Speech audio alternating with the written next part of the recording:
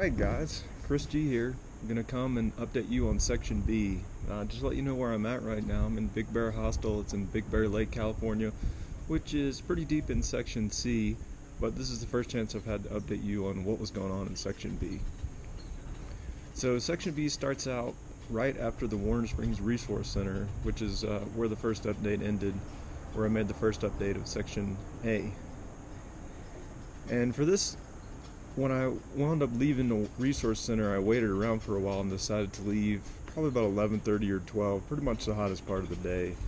And, you know, surprise, surprise, it was really hot. When you walk out of the resource center, you get to a place called Agua Caliente, which is a little creek. You cross it about 6 or 7 times, and then after that, you're pretty much in the hot desert. And that day, there was one campsite at 10, and I got to it, and there of course was no water. It was dry and exposed. So I pushed on a little bit further to a place called Mike's Place. And so you're in the middle of the desert, and you're walking around looking for water, and Mike's Place has a big water container in front of his little house. And so I got some water and walked around to see if there was camping at Mike's Place, and lo and behold, number one, Mike's caretakers was making pancakes and giving them out to hikers. Number two, there's some great hammock spots. So I camped there that night, and it was really nice. The next day, my plan was to try to make it to Paradise Valley Cafe for dinner, and it closed at 7. But what I didn't expect was it was Easter, and it closed at 12. But the sad thing about this wasn't when I learned this, it was from a note that said Trail Angel Mary, who's a pretty famous PCT trail angel, was having a Easter dinner that ended at 2:30. When I read the note, it was 2:20, and I was 2 miles away. So I rushed pretty hard, and I wound up getting a cookie and helping them, put up all the stuff for the trail magic, and got some water and kept going. And I did end up making it to Paradise Valley Cafe. I slept behind the cafe. There's a little pine tree. I just laid my pad down in the tarp and slept under there. And the next morning I was able to get some breakfast.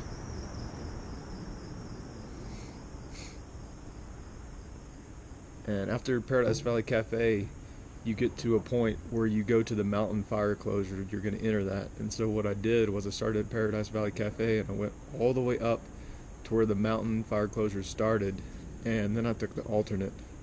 The trail going up to where the fire closure started, I made a little video about this separately. The trail is nice, but when you go down this pretty sketchy road you have to go down, and then you go down past a campground called Hurley Creek Campground. And I camped there that night. Don't know if you're really supposed to or not, but it was a camping symbol on GoHook, so I camped there. Left the next morning, didn't have any issues with it. And then the next morning I got to finally walk into Idlewild for my first rest day.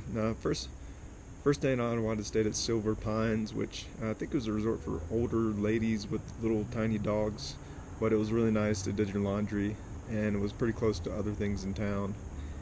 And then the next night I stayed at Fireside Inn, which is pretty far away from everything. I think the nicest place to stay in Idlewild probably would have been the campground, which was $5 a night, had showers, you could walk to the laundromat. It was pretty close to the center of town. Idlewild Inn is also pretty close to the center of town. And while I was in Idlewild, I ate at the pizza place. Couldn't eat at the brewery the first night because it was closed, and the second night I ate at the brewery and the Red Kettle. Both of those were great choices.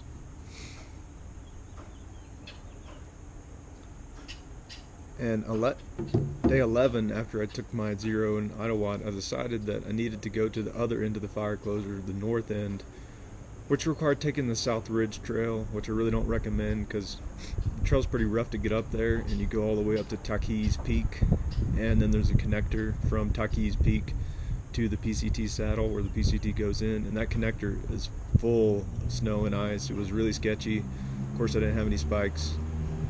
So at that point, once I got back on there,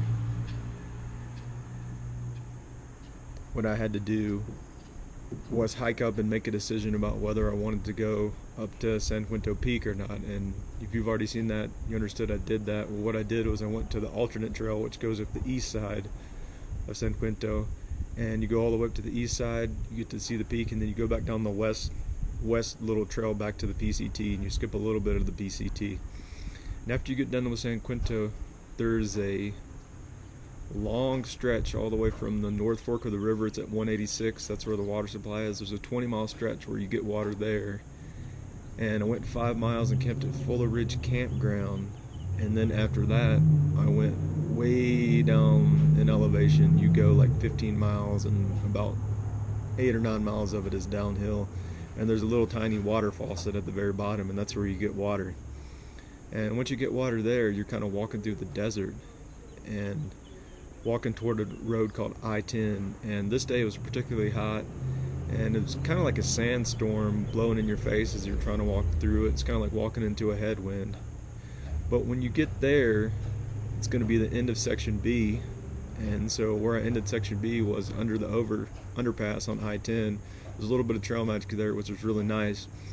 But after that, the next update, we'll talk about section C. It starts with walking through the La Mesa Wind Farm and walk through some other windy weather, but you'll have to just check back to see. Thanks.